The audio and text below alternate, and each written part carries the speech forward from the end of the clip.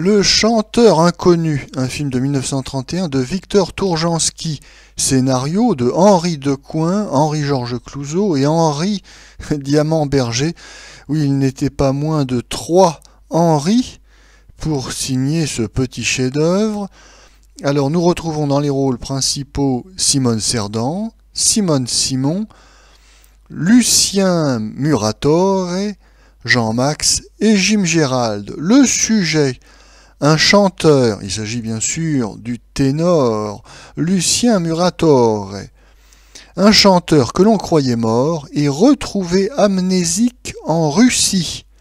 Revenu en France, il donne un récital dissimulé sous un masque et apparaît comme un fantôme à celui qui voulut le supprimer et à sa femme qui n'a jamais cessé de l'aimer. Notre avis. Le chanteur inconnu fait partie de cette minorité de films qui, au début des années 30, n'est pas une adaptation d'une pièce de théâtre à succès, mais un vrai film avec un scénario original et inédit. Mais il faut vite déchanter, ce scénario original n'est pas plus cinématographique que les habituelles pièces de théâtre filmées que nous voyons habituellement dans le cinéma du début des années 30. Cette mise en scène théâtrale s'explique par le fait que ce film est un film musical, tout à la gloire du ténor Lucien Murator, qui était très populaire en 1931. D'ailleurs, le film sera une réussite commerciale grâce notamment à la chanson « Puisque je t'aime », qui aura un très gros succès auprès du public.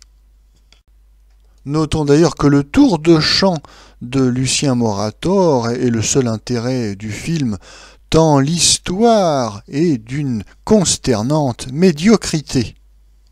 Oui, le coup de l'amnésie, comme le truc des frères jumeaux, eh bien ça fait vraiment partie des vieilles ficelles des scénaristes sans imagination.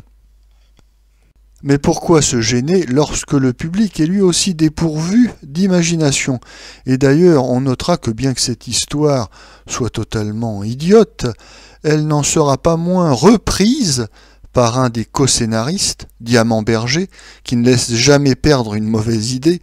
Oui, cette histoire sera reprise en 1946 par Diamant-Berger à l'occasion d'un nouveau film du chanteur inconnu en 1946 avec Tino Rossi.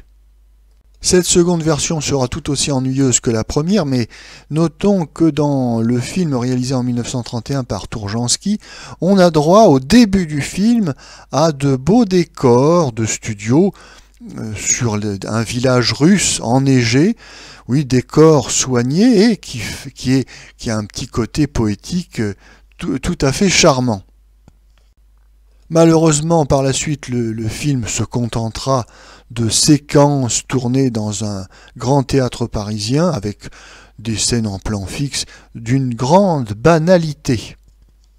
S'agissant des acteurs, on regrettera une fois de plus que dans les films musicaux, eh bien, le chanteur vedette ne soit pas un grand acteur et joue d'une manière très primaire et très inexpressive.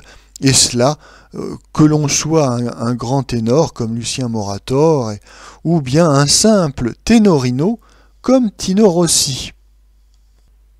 Mais si l'on ne peut reprocher aux chanteurs d'être de médiocres acteurs, en revanche, on doit se montrer plus sévère avec les acteurs professionnels, car dans ce film, ils sont soit insignifiants, soit vraiment trop cabotins.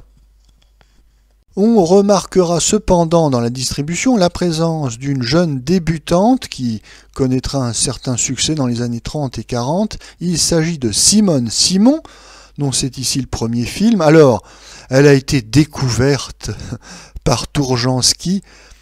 Elle a été découverte à la terrasse d'un café. Tourjansky, qui est un homme de goût, l'aborde, l'accoste et lui propose eh bien, un rôle dans son prochain film. Elle accepte Et d'ailleurs, elle tournera de nouveau pour lui en 1935 dans un film Les Yeux Noirs. Il semble que cette relation ait déplu à Madame Tourjansky qui, à la suite de cette liaison, quittera son époux.